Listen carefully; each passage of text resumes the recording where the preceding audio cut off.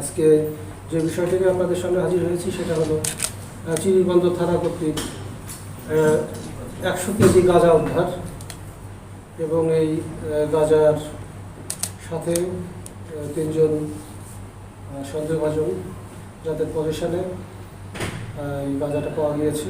একজন ড্রাইভার যিনি এই ট্রাকটি চালাচ্ছিলেন, আর 2 জন মাদক ব্যবসায়ী, একটি সহ একটি ট্রাক আটক হয়েছে। সেই বিষয়টি আপনাদের সামনে তুলে ধরা। এটা আমাদের যে গত রাতে এটা আমাদের একটি গোয়েন্দা তথ্য ছিল যে একটি ট্রাকে করে মাদক দ্রব্য বহন করা হচ্ছে। এই তথ্যের ভিত্তিতে ভারপ্রাপ্ত কর্মকর্তা চিরিবন্দর থানা, তিনি তার সাব ইন্সপেক্টর নুর আলম সিদ্দিক সহ একটি টিম নিয়োগ করেন, যারা বগুড়া টাউন থেকে চিরিবন্দর রেল স্টেশনগামী এই জায়গায় তারা নিয়মিত উৎপেতে ছিল।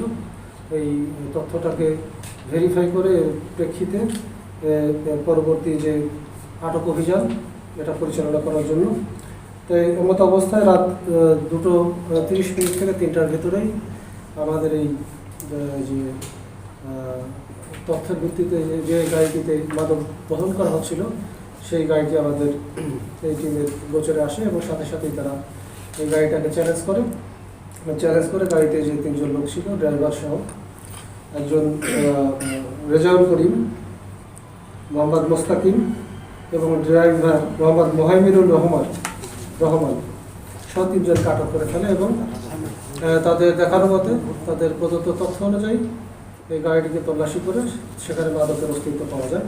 পরবর্তীতে ভারপ্রাপ্ত কর্মকর্তা নিজে ঘটনাস্থলে উপস্থিত হন এবং অন্য অফিসার সহ সেখানেই এই গাড়িটি তল্লাশি করে সেখানে 4টি বড় বস্তার ভেতরে, প্রত্যেকটি বস্তার বিভিন্ন সাইজের টোটাল 100 কেজি গাঁজা উদ্ধার হয়। এই 100 কেজি গাঁজা প্রত্যেকটি 1 কেজি করে আলাদা আলাদা করে প্যাকেট করা, যেটাকে 4টি বস্তায় তারা ঢুকিয়ে এটাকে লুকানোর চেষ্টা করছিল এবং পরিবহন সময় তারা এই অবস্থায় রেখেছিল। এর সাথে আপনাকে আর একটি তথ্য দিই যে এই মাদক বা এই গাঁজাটার ডেস্টিনেশন ছিল মূলত দিনাজপুর। এটা দিনাজপুরেই তাদের লাস্ট টার্মিনাল ছিল।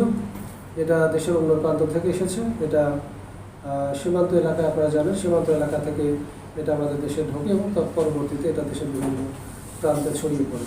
তাই এই সকল তথ্য আমাদের কাছে জানা তথ্য, কিন্তু আমাদের যে নিয়মিত চলমান যে অভিযান বা মাদকের বিরুদ্ধে আমাদের মাননীয় প্রধানমন্ত্রী ঘোষিত যে 0 টলারেন্স নীতি, সেইটাকে আমরা সবসময় লালন করি, ধারণ করি এবং সেই অনুযায়ী কাজ করি। তারই প্রেক্ষিতে এই গত রাতের যে 80 কেজি গাঁজা উদ্ধার এবং 3 জন লোক সহ একটি পরিবহন কাজে ব্যবহৃত ড্রাম ট্রাক আটক, এটা তার রেজাল্ট যে আমরা এই কমিটমেন্টের প্রতি আমরা সবসময় প্রতিশ্রুতিবদ্ধ এবং আমরা অ্যাক্টিভলি কাজ করে যাচ্ছি।